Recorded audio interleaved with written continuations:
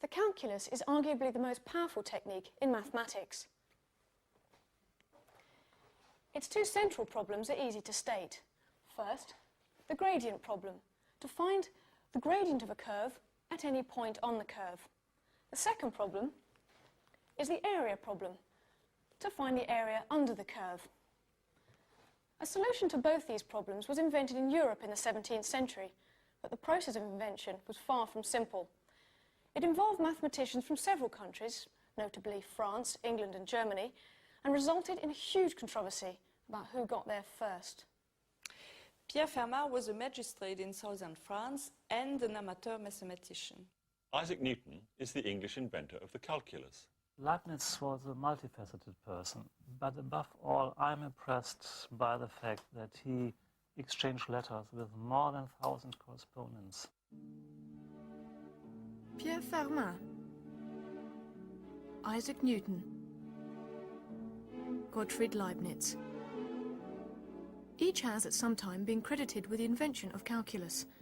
None of them saw calculus in quite the way it's seen today, but each played a key role in its birth.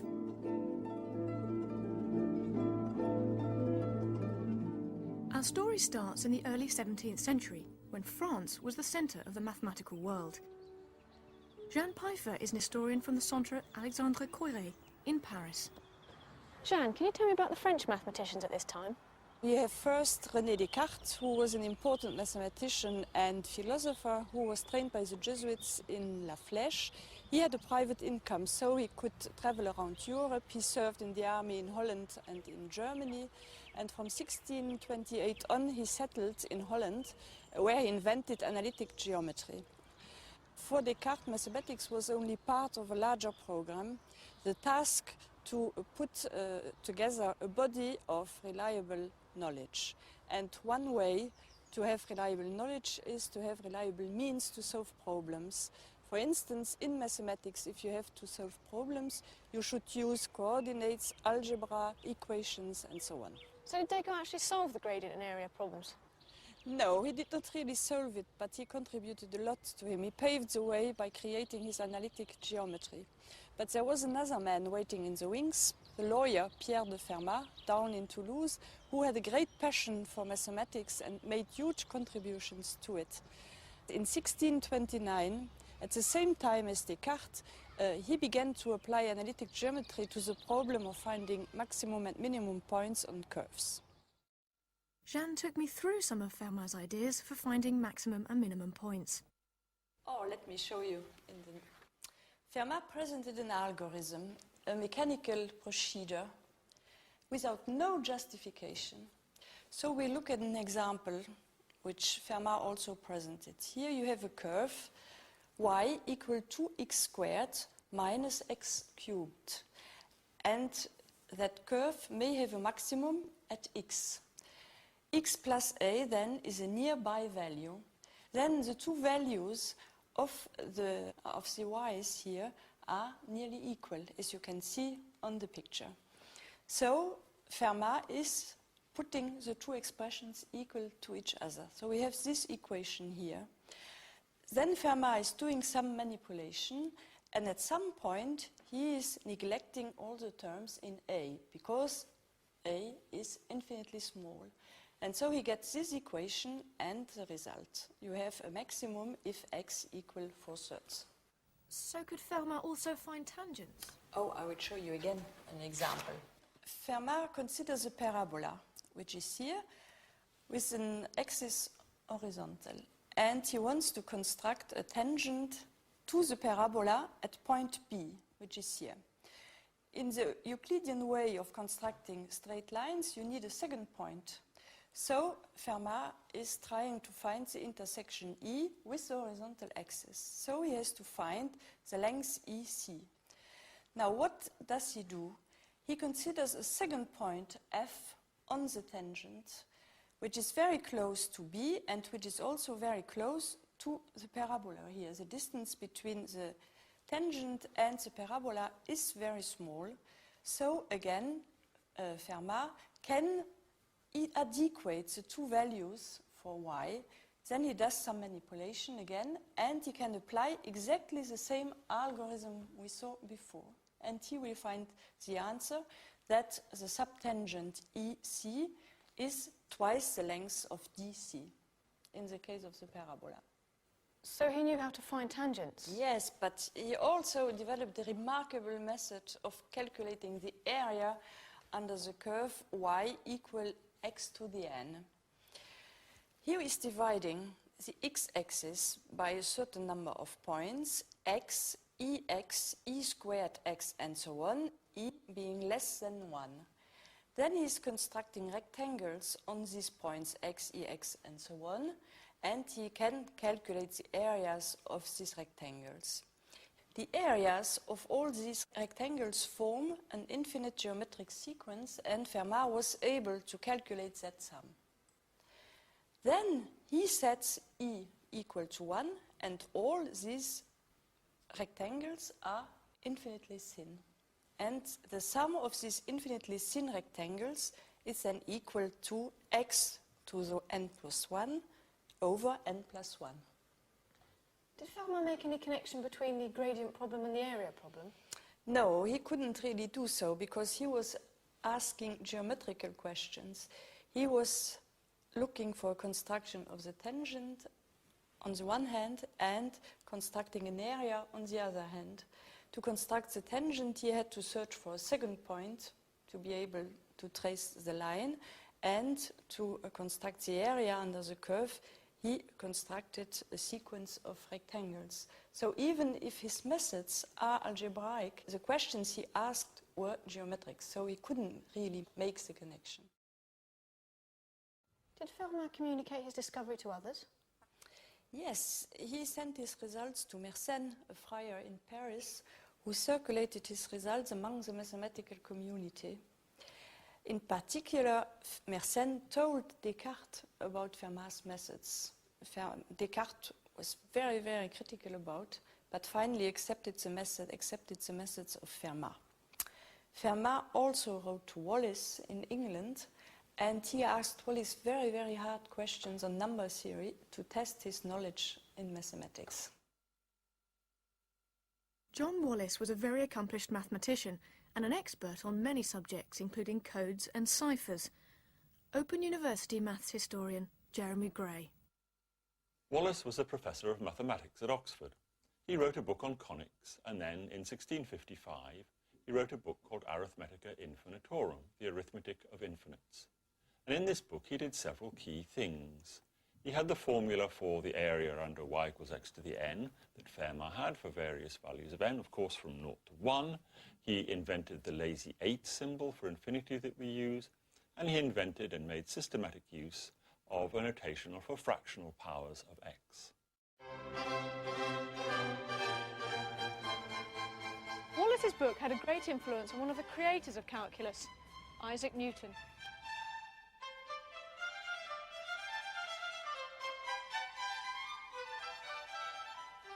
Newton was born in 1642, more than a decade after Fermat had discovered how to find areas and gradients. He came to study here, at Trinity College, Cambridge, in 1661. Newton soon began studying the works of leading mathematicians, including Descartes and the Dutchman Christian Huygens. Lectures by Isaac Barrow, the professor of mathematics here at that time, taught Newton about optics and Fermat's methods of finding gradients. But life in 17th century England was sometimes precarious.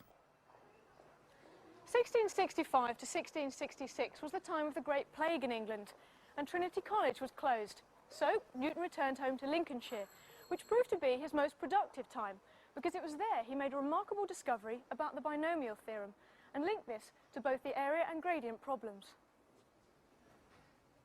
Newton studied Wallis's book on the Arithmetic of Infinites, and this led him to a novel idea, expressing answers to problems as infinite series in powers of x. Wallis had wanted to find the area under this curve with the equation y equals 1 minus x squared to the half, all the way from x equals 0 to x equals 1.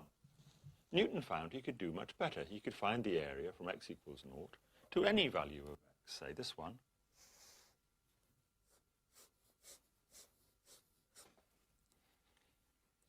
He expressed the answer as an infinite series in powers of x, which is a remarkable thing to do.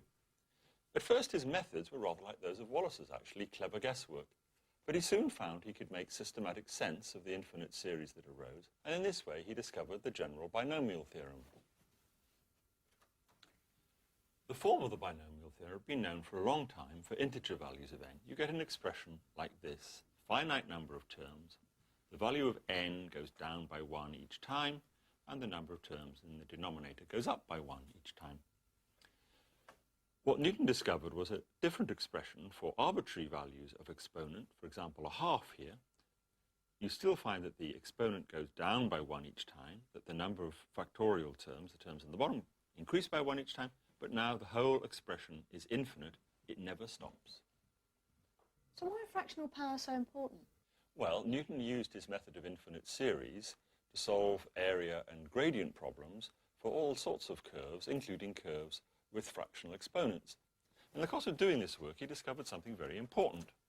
If you take a curve like this with a fractional exponent like y equals x to the half, Newton found that he could investigate the area under this curve from 0 to any value of x, and he found in this case that it was 2/3 x to the 3/2.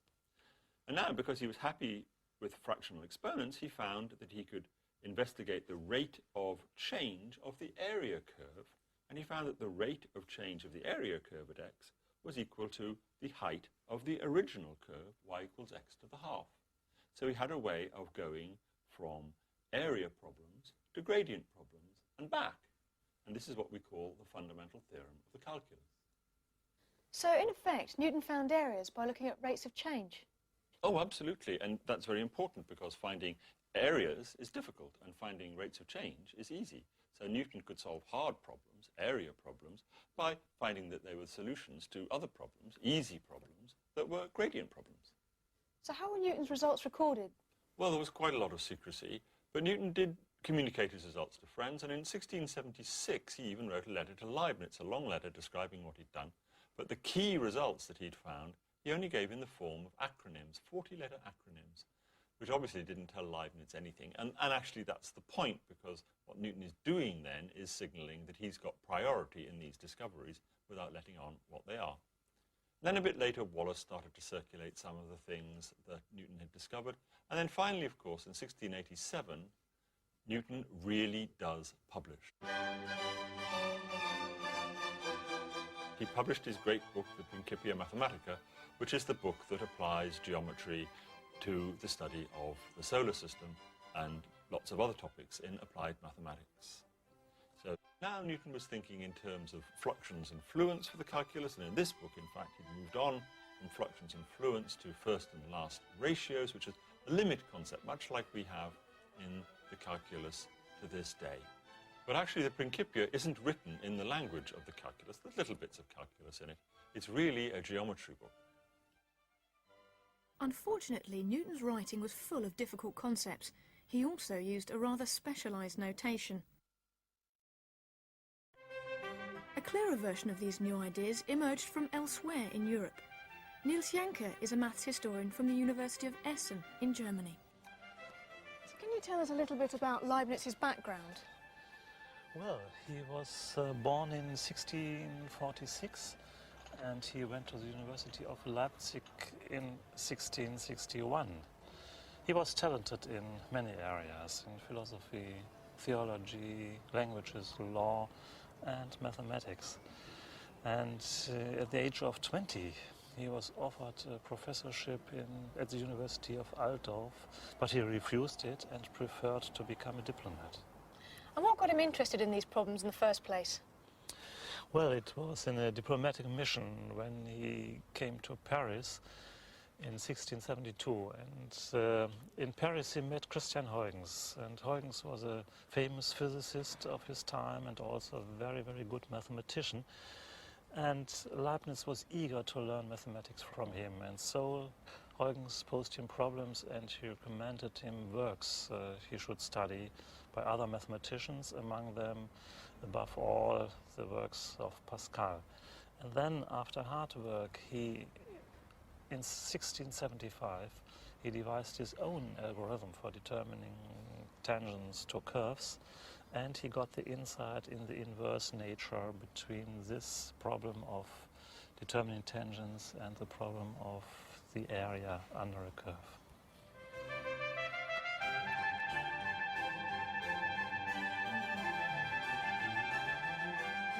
Niels explained Leibniz's insight to me.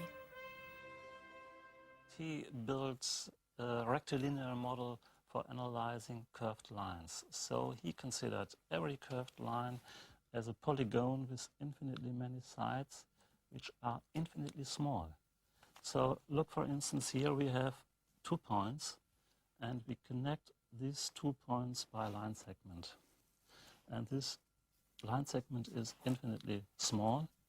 And then, okay, we have here the y-coordinate of the 2 points, and we get here the x-coordinates. And now we can say where the tangent is. A tangent line is simply an extension of this infinitely small segment. So we have here this tangent line. And Leibniz, as others at the time, called this from here to here as a subtangent. And so we have here the ordinate and the x-coordinate. And then for this second point, we have another y-coordinate and x-coordinate. And the difference between these 2 ordinates is the difference dy. And the difference between the 2 x-coordinates is the difference dx. So in fact, these are really differences. And now it's completely easy to determine the tangent line. There are 2 triangles here which are similar, this infinitely small triangle and this finite triangle up here. And so we have the proportion dy by dx is equal to y by t. And Niels, what about the area under the curve?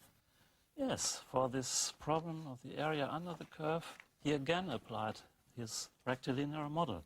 So we have this sequence of points on the curve, infinitely many points, and we have all these coordinates.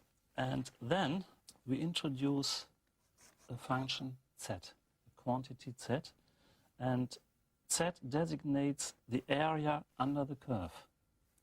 And what Leibniz does is to calculate the difference of this z. So we have here the x-coordinate x and the y-coordinate. And the differential is the difference between the area between the origin and this point minus the area between the origin and this point. And so the differential is a shaded strip. And we have here the difference between these 2 coordinates is dx, and up here we have dy. And dz is exactly this difference between the 2 areas, exactly this shaded strip.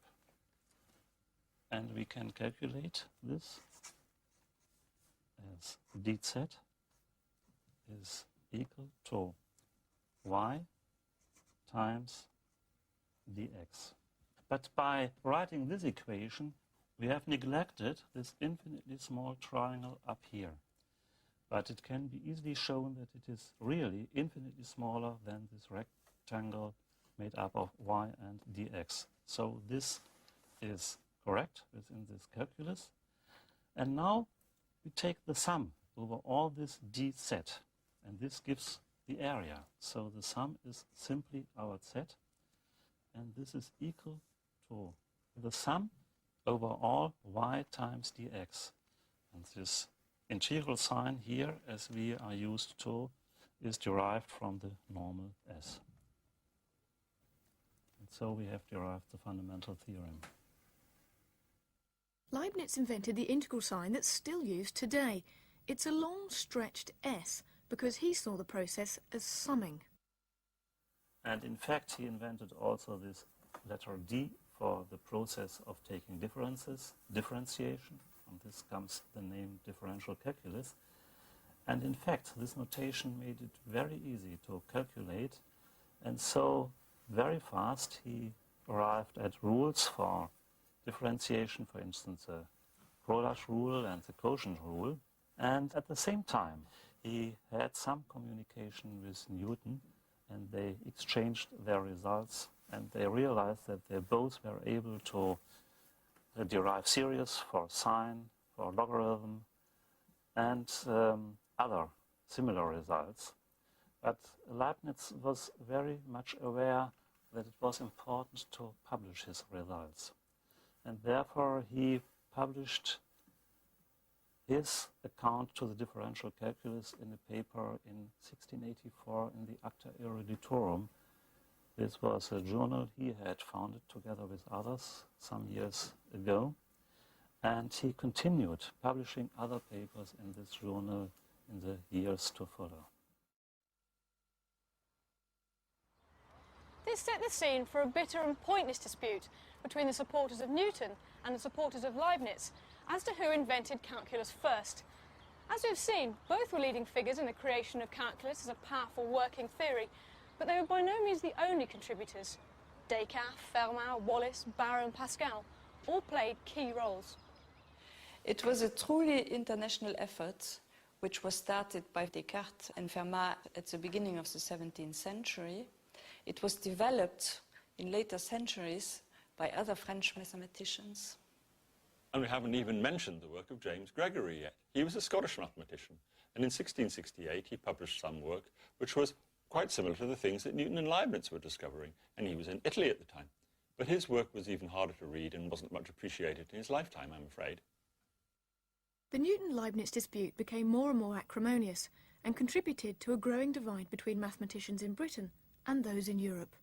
The dy by dx notation wasn't used in England until the 1820s, and only after a campaign which involved Charles Babbage, the inventor of the calculating engine, finally it was introduced into English mathematics. And by then, long after the deaths of Newton and Leibniz, yet another notation had been developed, back where our story began, in France. By the early 19th century, a new notation was introduced by Lagrange in Paris, which was again the center of the mathematical universe. Lagrange called the gradient derivative of f and noted it f-x. Today, the two notations dy by dx and f-x are used almost interchangeably. The result of all these new ideas is today's calculus. So, if we want to find the gradient of a curve at any point on the curve, we use the derivative notation f dashed of x, or dy by dx, and in many cases there are standard formulas. Also, if I want to find the area under a curve, this time you use Leibniz's long S, the integral notation, and again there are many standard formulas. The remarkable thing about this is that these two are actually related. In fact, to find the area formula, I work backwards from the gradient formula. And this is what Leibniz and Newton discovered.